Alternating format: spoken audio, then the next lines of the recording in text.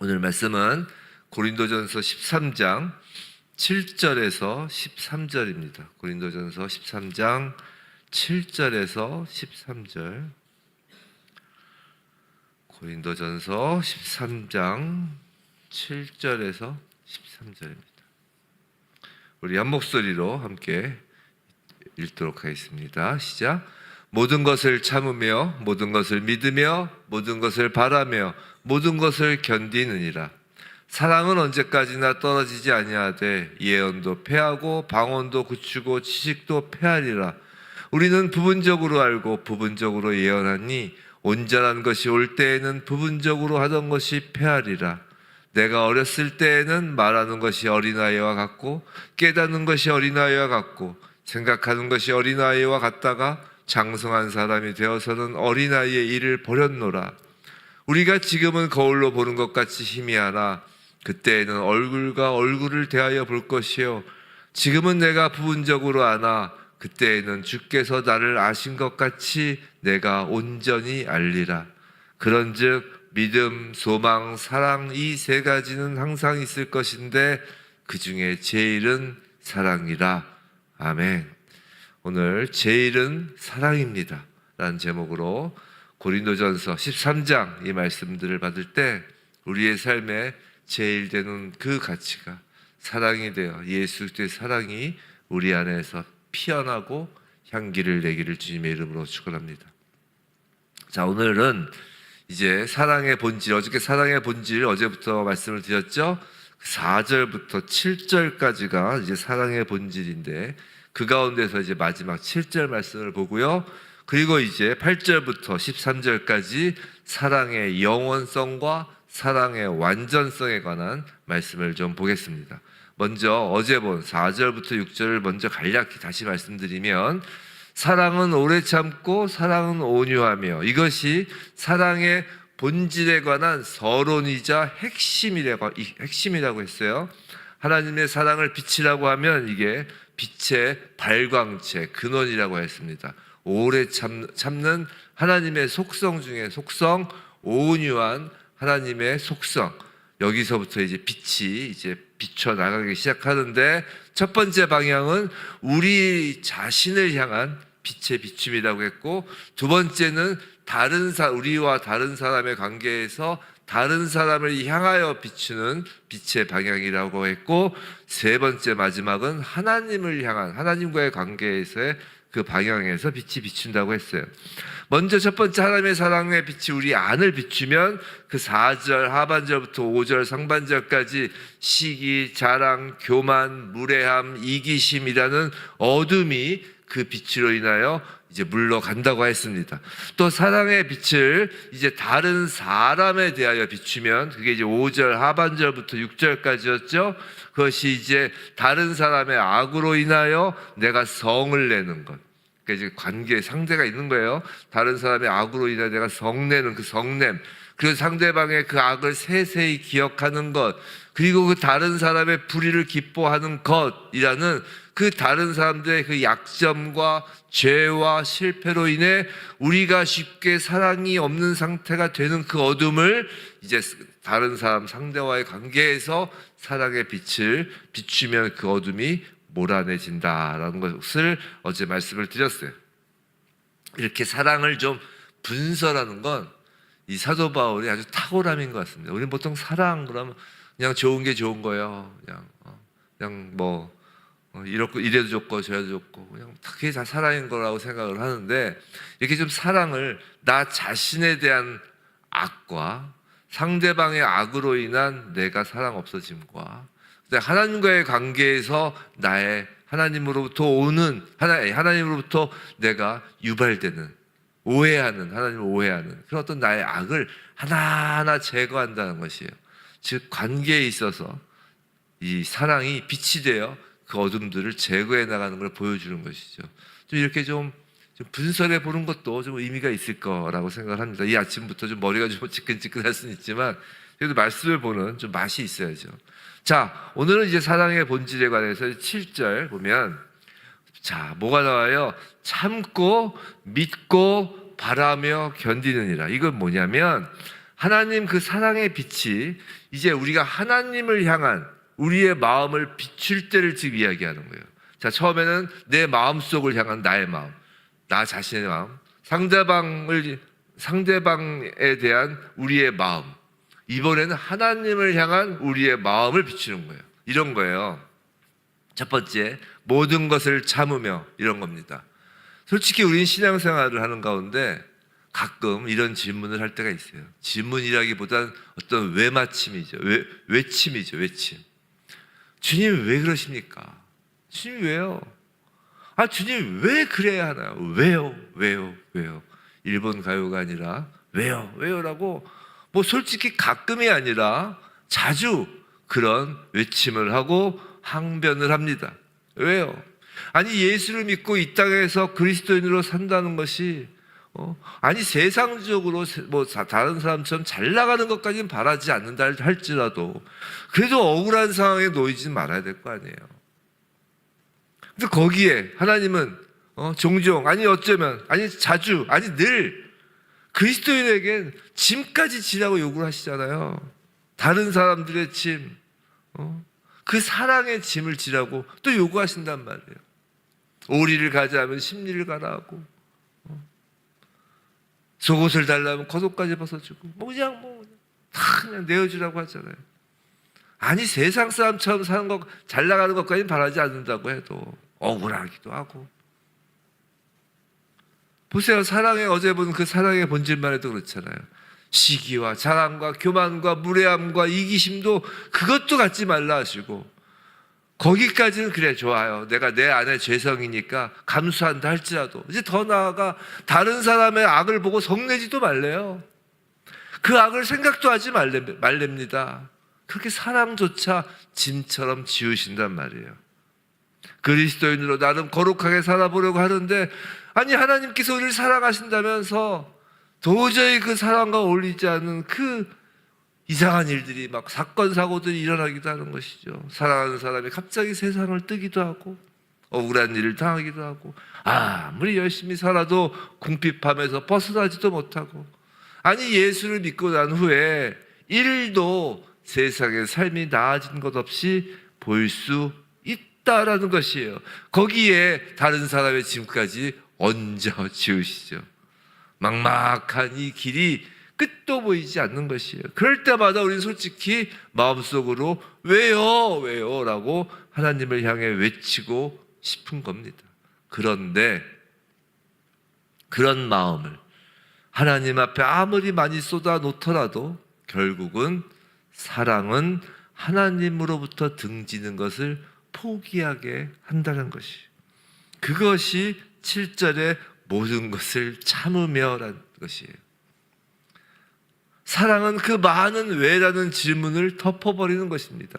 그 7절에서 모든 것을 참으며 해서 그 참다로 번역된 그 헬라어 원어의 뜻이 바로 덮다예요. 덮다.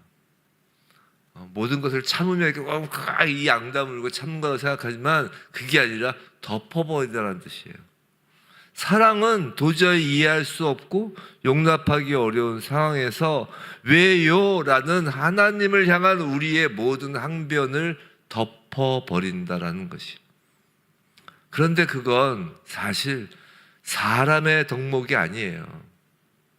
하나님의 덕목입니다. 이제 생각을 해봐야 되는 거예요. 하나님께서 정말 도저히 용서할 수도 없고 받아들일 수도 없는 바로 우리에게 도대체 왜 그러는데 너희는 도대체 왜? 라고 하지 않으시고 모든 허물을 덮으셨다는 거예요. 예수 그리스도의 보혈로 덮으셨다는 것이에요. 그것이 참으며입니다. 모든입니다. 모든. 그것이 하나님의 사랑이라는 것이에요. 그 사랑은 분명히 사람이 가질 수 있는 자질이 아니에요. 사람으로부터 나오는 것이 아닙니다. 전적으로 하나님으로부터 오는 선물이요 은혜인 것이에요. 그래서 사랑도 은혜입니다. 첫 번째, 이게 하나님을 향하여 비추어지는 그 사랑입니다. 두 번째, 모든 것을 믿으며죠.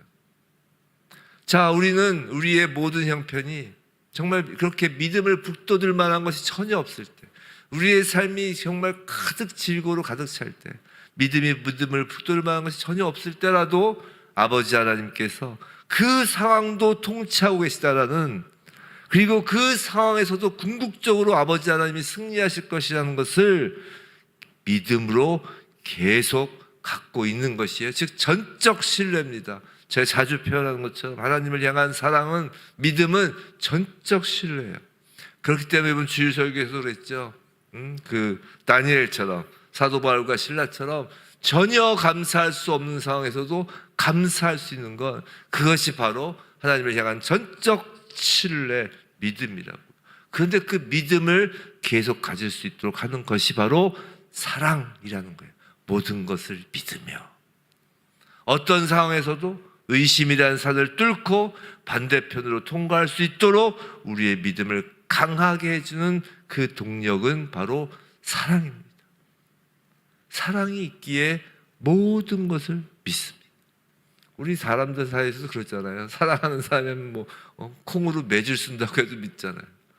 하물며 하나님인데 콩으로 매줄 쓰는 게 아니라 정말 하나님은 산을 뚫게 하시는데, 사랑하면 믿습니다. 믿어서 사랑하는 거라기보다 어떤 면에서는 사랑하면 믿는 것 같아요. 자, 세 번째, 하나님과의 관계에서 모든 것을 바라며입니다.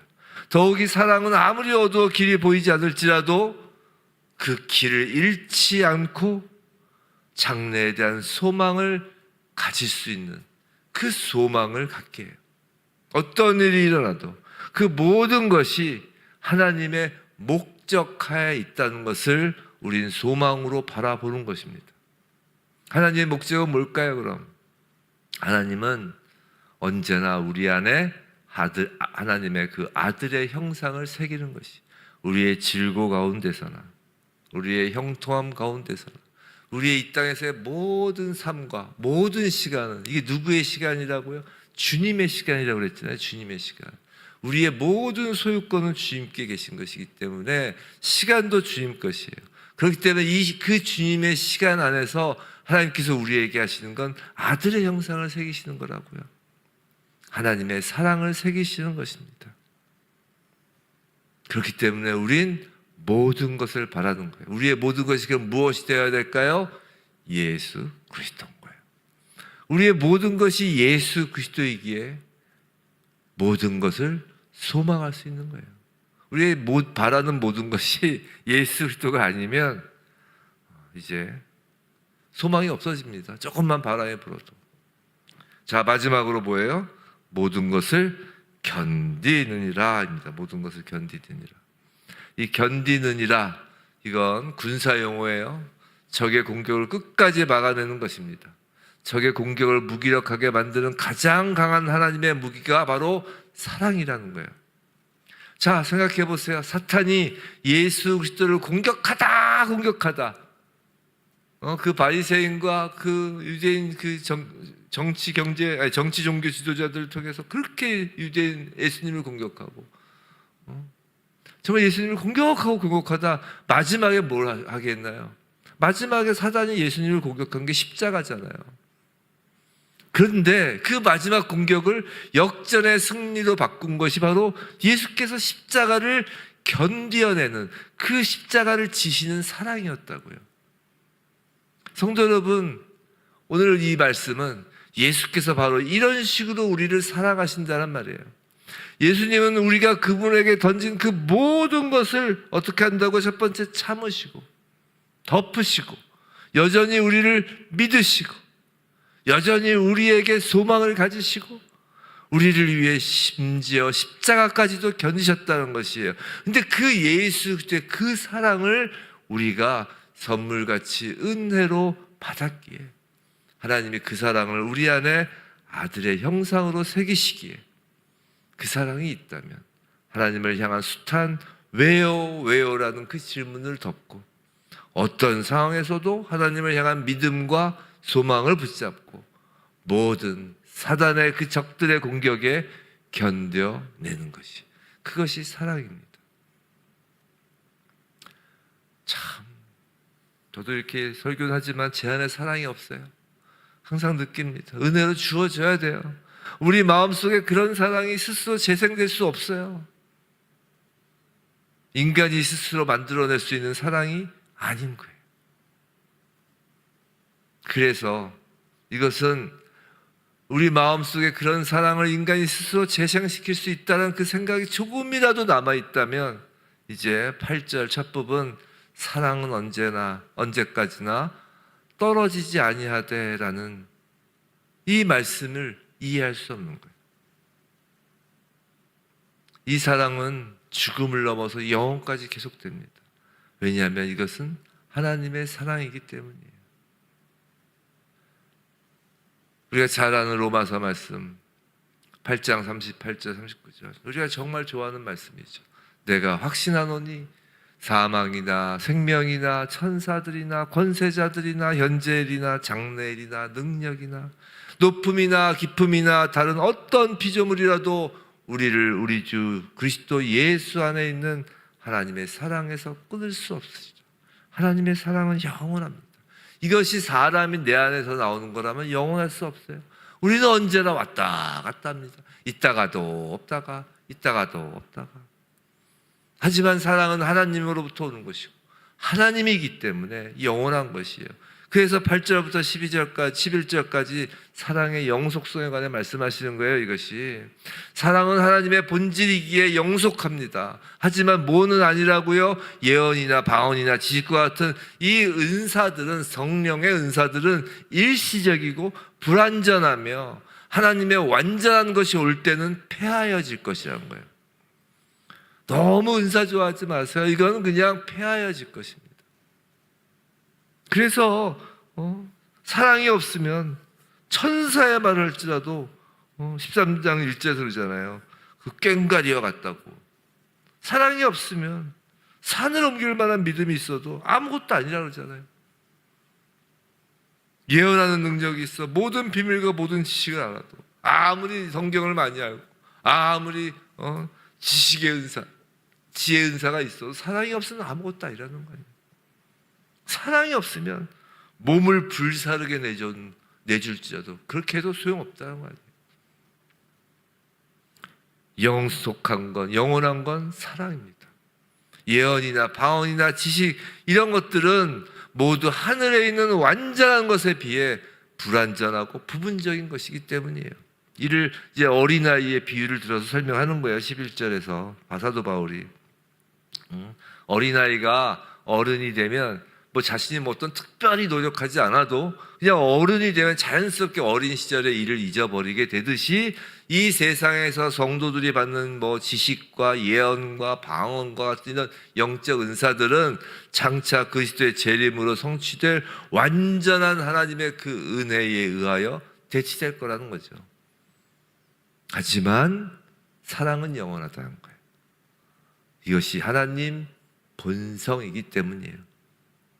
또 12절 이것은 이제 하나님의 사랑의 그 완전성을 이야기하는 거예요. 완전성. 바울은 당시 이제 금속 거울에 비친 희미한 영상과 그죠? 우리가 지금은 거울로 보는 것 같이 희미하나 그 당시에 이제 동으로 이렇게 만들었던 거울이잖아요. 그러니까 희미하다고요. 지금처럼 이렇게 정말 깨끗한 거울이 아니라 그런 희미한 어떤 영상과 그 얼굴과 그 얼굴을 마주보고 주님을 대할 때, 그러니까 그 거울처럼 비춰진 영상에서 보는 그 주님과 페이스 투 페이스, 얼굴과 얼굴을 마주보고 주님을 대할 때를 지금 대조하는 거예요. 12절에서. 그죠? 거울로 보는 것 같이 희미하나, 지금은 희미하나, 그때는 페이스 투 페이스, 얼굴과 얼굴을 대하여 볼 것이라는 것이죠. 그것을 이제 대조하면서 사랑의 완전성을 말하는 거예요. 지금은 비록 우리가 하나님의 사랑을 부분적으로 알고 있지만 주님 앞에 서는 그날에는 주님이 우리를 어떻게 해요? 완전히 아는 것 같이 우리도 알게 될 것이다. 그렇게 얘기하죠. 지금 그때는 주께서 나를 아신 것 같이 내가 온전히 알리라. 성도 여러분, 마지막 날에 우리는 영화로운 부활에 참여합니다. 이게 우리의 소망이에요. 이게 우리의 목적입니다. 우리의 구원의 끝이에요. 영화로운 부활에 참여합니다. 영화는 예수 재림의 때에 그때에 이루어지는 일이지만 성화와 영화가 다른 건 아시죠? 성화는 이 땅에서 이루어지는 거예요.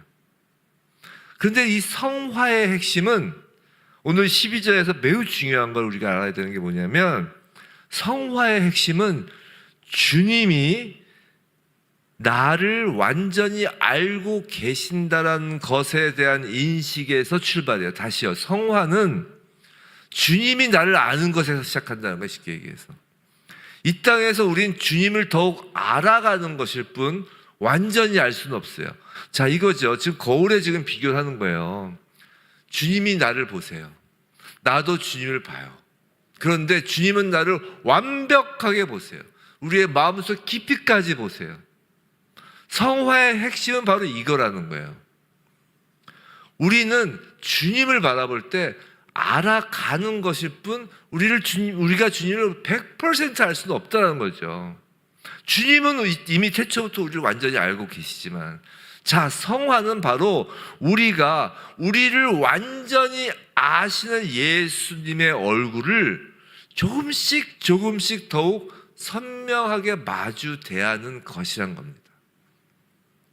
그래서 성화에 있어서 정말 중요한 건 우리의 얼굴을 돌리지 않는 거예요. 주님은 항상 우리를 보세요. 우리를 완벽하게 보세요. 문제는 우리가 주님을 보지 않는 것이 문제인 거예요.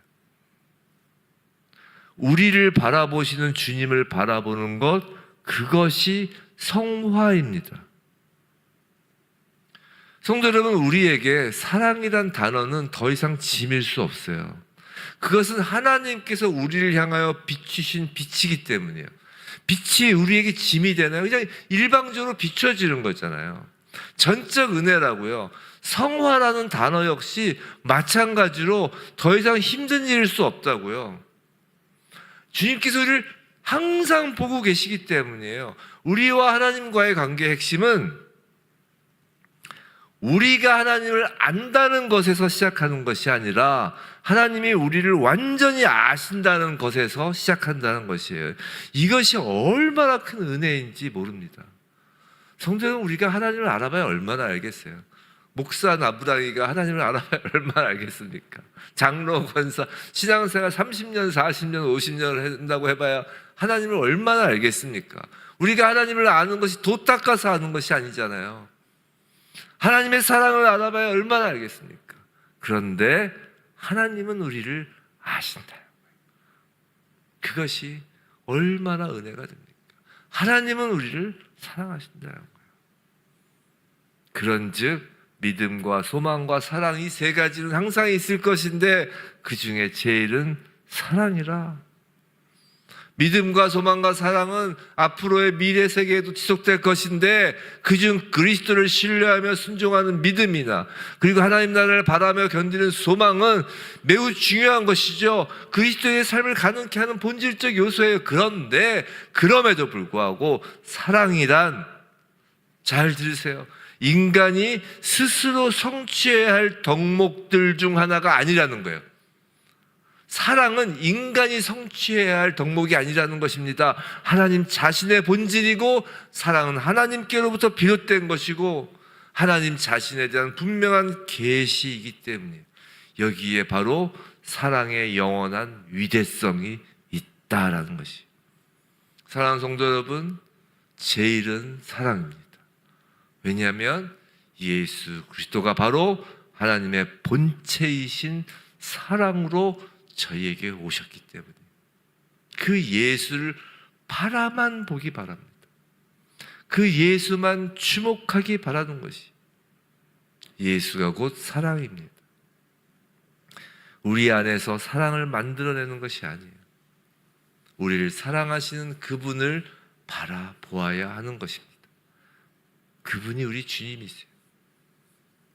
예수께서 우리를 완전히 아시고 우리를 영원히 사랑하십니다. 예수님만 바라보는 오늘, 그리고 저의 남은 평생, 부디 그 사랑의 풍성한 은혜로 내 자신의, 먼저 첫 번째 뭐였죠? 내 자신의 시기, 자랑, 교만, 무례함, 이기심이란 그 어둠을 몰아내고 다른 사람에 대하여 성내고 악을 기억하고 악을 기뻐하는 그 어둠을 몰아내고 하나님과 관계에서 모든 것을 참고 모든 것을 믿으며 모든 것을 바라고 모든 것을 견디는 그리스도의 그 예수 그리스도의 그 사랑을 바라보는 저와 여러분 히스에브 처치 되게 주님의 이름으로 축원합니다.